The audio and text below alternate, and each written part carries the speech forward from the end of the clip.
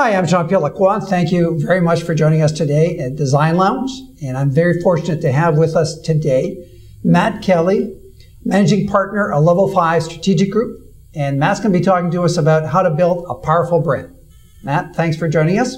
Nice to be here, JP. Good. We have some very interesting conversation we're going to have. You bet. So Matt, we hear a lot of conversation about what is a brand. Could you kind of explain, bring clarity to what the definition of brand is? Sure. Maybe I could do that by first saying what a brand is not. I mean, this is one of the big myths in the industry. A brand is not a logo. It's not just a name. It's not a Pantone color. I mean, those are the go-to-marketing strategies of a brand, but that is not a brand itself. What we'd say at its very heart is a brand is a promise or a set of expectations that you're delivering to your end consumer. Think of the analogy of an iceberg. At the top of the iceberg above the water would be name, logo, advertising, packaging, maybe even a retail environment. But beneath that is all the people and the promises and the processes and the productions to deliver that promise. And so we would say that great brands deliver great brand promises, and they look at their entire organization through the lens of that brand. Whether you're Starbucks or Apple, they know what that brand promise is, and they know how to operationalize against that brand. I've heard that a brand is a promise of performance consistently delivered. Is that what you're defining as? Yeah, again, I mean, it's a simple, clear, powerful promise based on a profound unmet need. And great brands deliver against that consistently, to your words. They don't disappoint people. Why should executives invest in building brand? Yeah, this is probably my most important point of this interview, is that ultimately brands are an asset. They aren't a marketing expense. If they're treated as an asset to be leveraged, built upon, and managed that way, you'll get a lot more out of your brand than thinking of it as an expense. Secondly, we would say that a brand needs to be managed by the C-suite, certainly by the CMO, but quite frankly by the CEO and the CFO as well, because again, the brand will drive true value for your organization. Furthermore, JP, what we would say is there are 4 things that a brand can do for your business. Number 1, it can help manage risk. Number 2, it can help provide growth. Number 3, it will drive better profits and margin. And number 4, it'll drive long-term sustainability. And if I may, I'd give you an example. So the world's most powerful, highest value brand would be Apple. So when you think of risk and when you think of the Apple antenna issue that they had with their iPhone a couple of years back. In fact, it was released with lots of fanfare, but the antenna didn't work. In fact, Consumer Reports came out and said, don't buy this phone. That was a huge risk, but because Apple had a very strong brand and a very strong brand attachment with its consumers, they managed to drift right through that crisis. The second thing is look at the Apple stock. In the last couple of years, it's gone from $80 to $500. I know because I sold at 80. And again, they have managed to grow that business and the value of that business because they've got an extremely powerful brand. The third component was profit. Look at the margins, or look at, quite frankly, the price difference between an Apple, Mac, and a Dell computer. We're almost double the price for almost the same functionality. And again, at the end of the day, it's the powerful brand and the promise that Apple is bringing in its entire ecosystem that is managing to deliver those superior margins and superior profit. Finally, I mentioned sustainability, and that's really where you're looking for long-term brand loyalty or a very strong relationship with your customers and consumers. And I can't think of another brand other than Apple that has greater brand advocacy than they do. The lineups outside of an Apple store and the releases of a new product, all the hype surrounding a new product. There is tremendous long-term sustainability, and that'll bode well for Apple long through the Steve Jobs transition. So again, ultimately, Apple thinks of their brand not just as their logo, but their entire promise. And they think of their brand as an asset as opposed to a marketing expense, and an asset that needs to be actively managed. And that would be, I'd say, one of my most important messages for the C-suite out there as it relates to brands. So when you look at brands, you look at Apple, I come to mind Sony. And there's a great example of a brand that dominated the marketplace. And now look at their market evaluation, their consolidating, closing plants. So what do you think Sony did wrong? You know, they may have lost, I don't know exactly, they may have lost touch with their consumer. They stopped producing great products that people coveted, desired, and needed. You know, beyond that, I think their brand became less relevant over time. And they, quite frankly, did not release new products that people wanted and adored and loved. And I think that was at the root of their issues, quite frankly. Beyond that, I don't know whether it's supply chain issues or customer issues, but Sony is a brand that has become a lot less relevant because it's a lot less important to people in terms of how they conduct their lives and the emotion that that brand brings. So what are the characteristics of a strong brand? Okay, the first thing that a strong brand does is articulate a single-minded promise. So let's use the car category, for example. Mercedes, a very strong brand, very profitable. What does Mercedes stand for? It stands for German engineering. What does BMW stand for? BMW stands for performance. Volvo, even though that's a brand that's waned over time, quite frankly, they had a very strong niche and they stood for safety. What does the GM brand stand for? It's hard to say. In fact, you could say that the GM brand is inconsistent. So those three car brands had a very succinct, clear, single-minded positioning in the marketplace and a very succinct, single-minded brand promise. And it fell through more than just their cars, but the way they brought their cars to market, how they performed at the dealership level, how they worked with you consumers even when you're bringing your car in to be repaired. BMW was all about performance, and they measure their service department based on performance. So at the end of the day, a great brand delivers a single-minded promise based on a profound unmet need. Secondly to that, JP, what I would say is there's four characteristics of a great brand. Number one, it is compelling. It's meaningful to people, and it's delivering the right emotional needs and the right rational needs, again, meeting that unmet need. It's unique in the marketplace, so it stands apart from the pack in a meaningful way. A strong brand has ownability or uniqueness that endures over time, so it can't be easily ripped off by the next brand. And finally, a great brand is consistent. It very rarely lets people down. And if it does let people down, it recovers very, very quickly. But again, you come back to that single-minded, what does the brand stand for? I would say, I'll give you an example. Apple stands for simplicity. Look at the wonderful things Steve Jobs did with the iPod, arguably one of the most successful products in the world. And all that simply was the notion of 1,000 songs in your pocket. And that's the marching orders he gave his R&D department. So Apple, at the end of the day, stands for simplicity. Coca-Cola, been around for 100 years, one of the most famous brands in the world. It simply stands for refreshment. Google, again, one of the most powerful brands in the world, I think stands for empowerment and how they help organize the world's information. So great brands know who they are, and they deliver a single-minded brand promise that's based on an unmet need. So interesting, you talk about GM. Is it that the big risk, if you don't have this clear, simple point of difference, that your competition will box you in, and they will define the category and make it very difficult for you to own something? If you look at GM, isn't that what happened? Yeah, I mean, I think the category was defined for them. There's a great quote by someone who once said, if you don't have a clear brand positioning, you might as well pile up the marketing money and burn it. And at the end of the day, GM did not have a strong position. So again, great brands know who they are and they tell their story in a very provocative way. And I think GM suffered because of that. Now, they may be rebounding. I'm talking a little bit of history, and I think Ford is rebounding.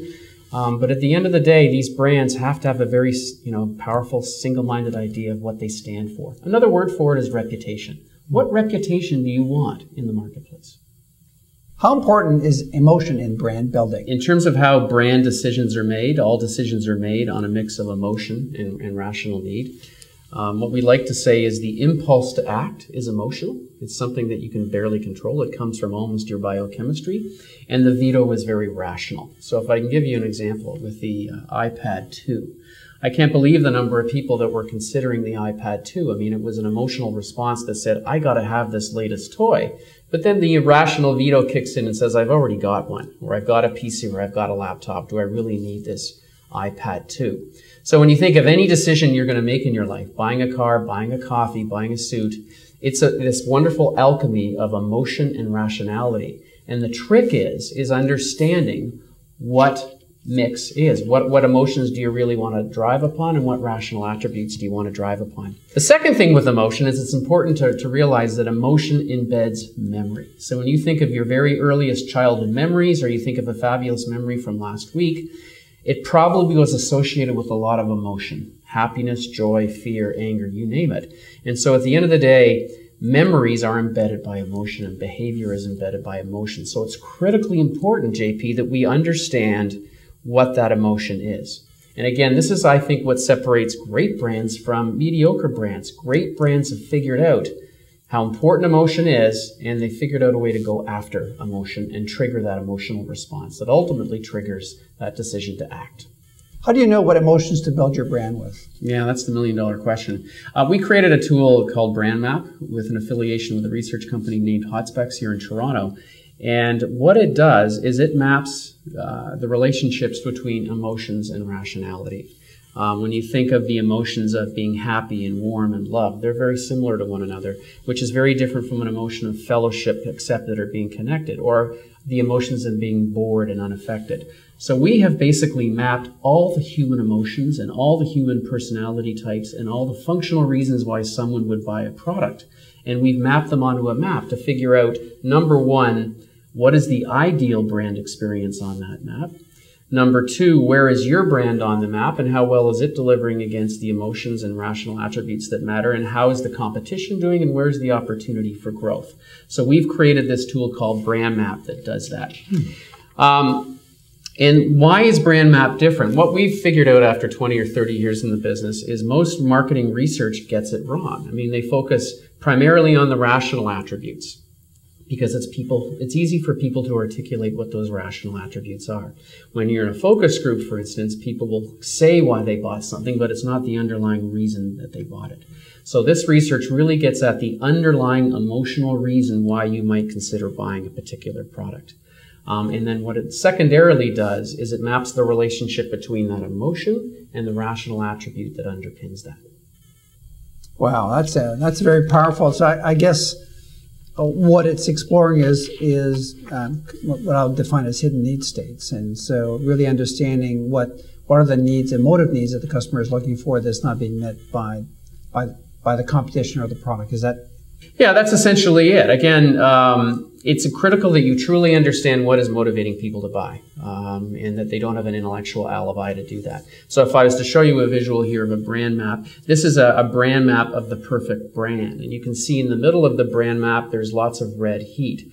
And what that says is that this particular brand is firing on a lot of very important emotions. It's making the person feel happy and warm and trusted.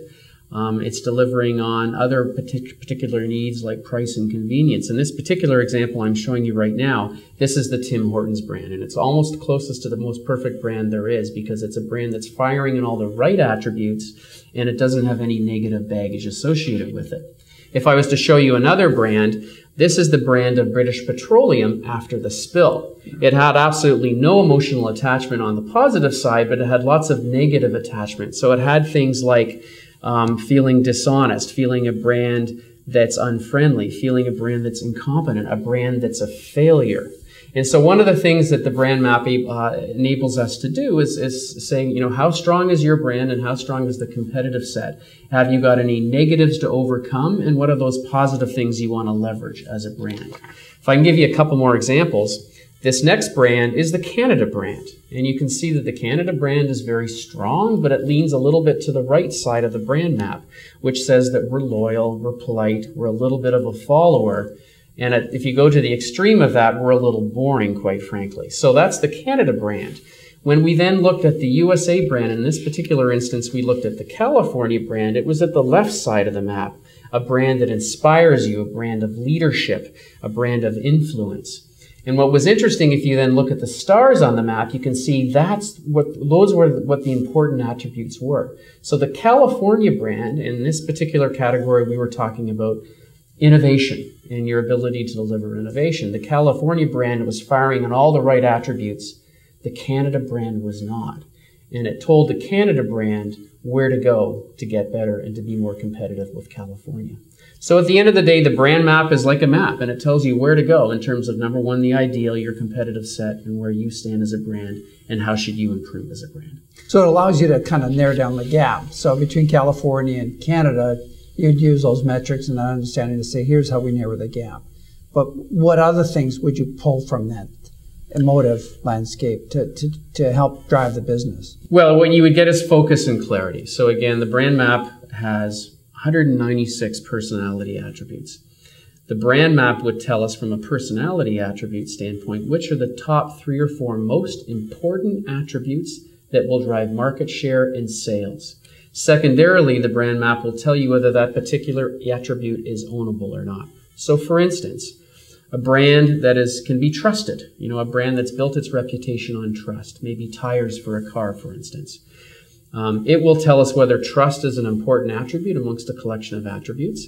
It'll tell us whether our brand stands for trust and the competitive brand stands for trust. And it'll tell us ultimately, if we built our strategy based on trust, is that an ownable attribute? Is that something that we can uniquely build our brand on? Because remember, a powerful brand is differentiating and ownable. So again, it allows us to really distill our brand strategy into that single-minded thought populated by maybe 3 or 4 attributes, the right emotional attributes and the right rational attributes. So, we talk a lot about brand position and emotive landscape for the brand.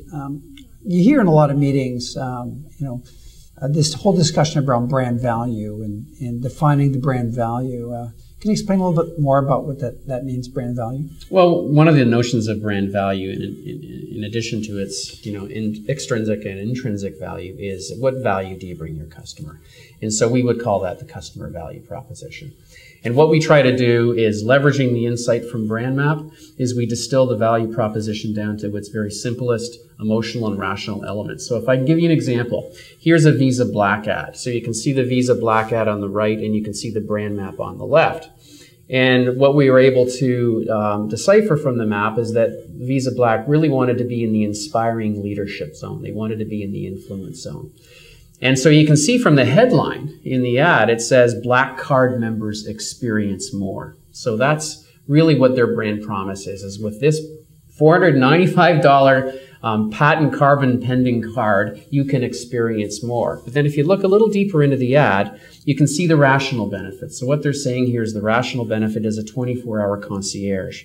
A rational benefit is luxury gifts.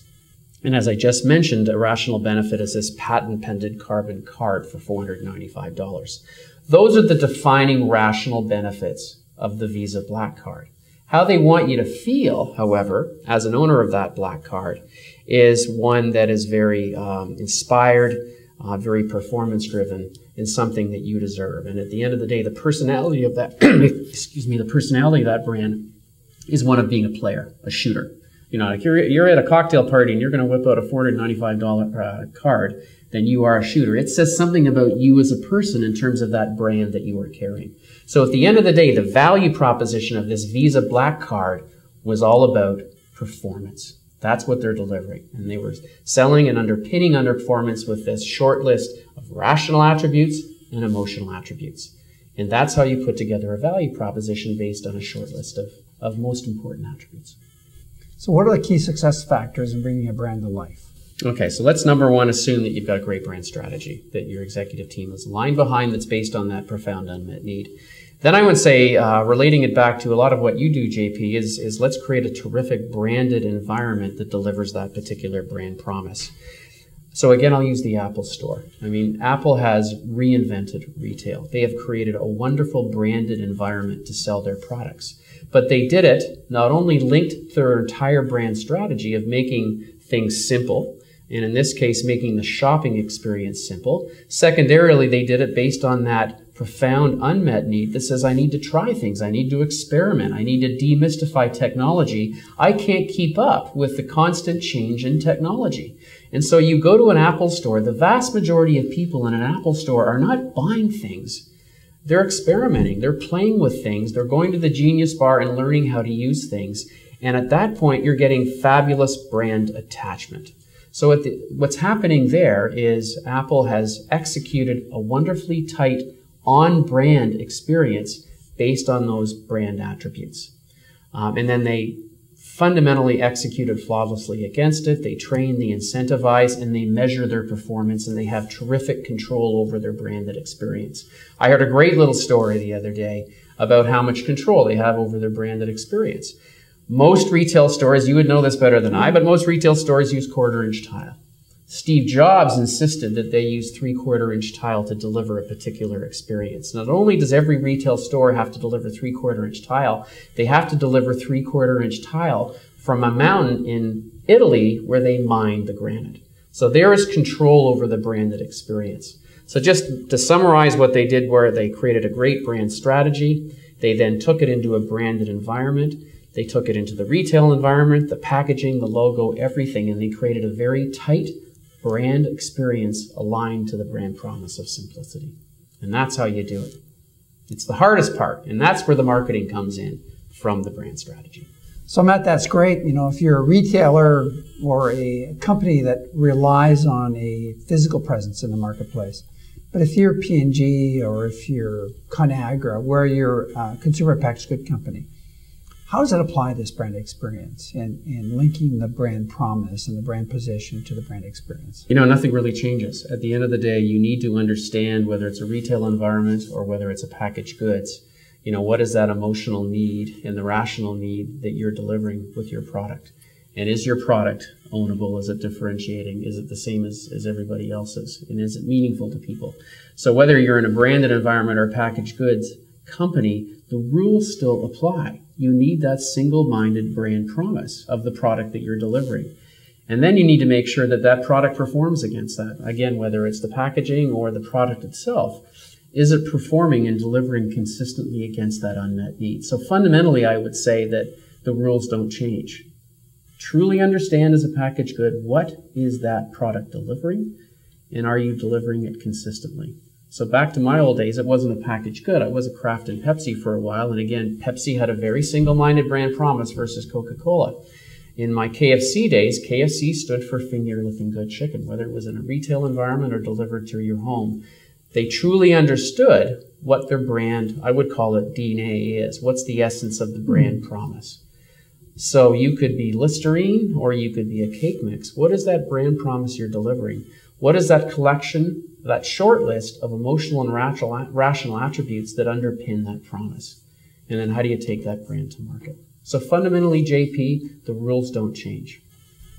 The application, though, you'd argue that the brand experience could happen online, or the brand experience could actually be extended to the home. No, that's very true. In fact, you know, the way people shop today, they do want an emotional connection with their brand. They want information on their brand. They want to buy the brand on their terms. But think of the classic packaged goods brand versus no name. You know, functionally, you could argue the cola is the same product. But how is Coke and Pepsi managing to get a premium versus the no-name cola that's sitting on the shelf in your favorite, you know, food store? And the reason is they have built up brand equity with that cola, and they're delivering upon that unmet emotional need. In Coca-Cola's case, is refreshment, and they're delivering that emotional need, not just the functional benefit of a cola. So again, a strong brand in a CPG world will deliver a price premium versus the next guy. And in the battle for market share, in the battle for store shelf, it'll be the most powerful brand that wins the day. So again, the rules don't apply. Get that single-minded brand promise based on that short list of attributes. If we were to summarize, you know, 3 or 4 tips that we could share with our audience that kind of ladders up to all the insights you've shared with them, what would they be? So the first thing, again, is are you treating your brand as an asset? And who's running that asset? Is this something that's being done by the C-suite, by the marketing department, by the ad agency? You know, are you realizing that your brand has asset value? And are you investing in that brand? Are you measuring the return on equity or investment in that brand? And then who's running the brand? So I think that's a lot of this comes down to, you know, how you view your brand. If you view your brand as a marketing expense, you'll probably get a pretty lousy return on investment. So think of your brand as an asset, number 1. Number 2, create a single-minded brand promise around that asset based on a profound unmet need. And don't forget that emotion is at least 50% of the equation. So clear brand promise based on a mix of emotion and rational needs that link together. That's it. Wow, that sounds like pretty simple. So what would be the biggest challenges facing organizations to gain clarity on their position. You've been working in the industry for 30, 35 years. What do you think are the biggest challenges facing organizations getting there? You know, I think it's number one, do you have great insight to be able to understand where your brand should be? Do you have an external focus to really understand where the category is going and where your competitors are? Are you honest with yourself? And I think the toughest challenge is always operationalizing that brand promise, whether it's in a retail environment or whether it's a packaged goods or it's a professional service. At the end of the day, it's important to be able to consistently deliver upon that brand promise. And the third thing I would say, JP, that is neglected by a lot of organizations is measurement.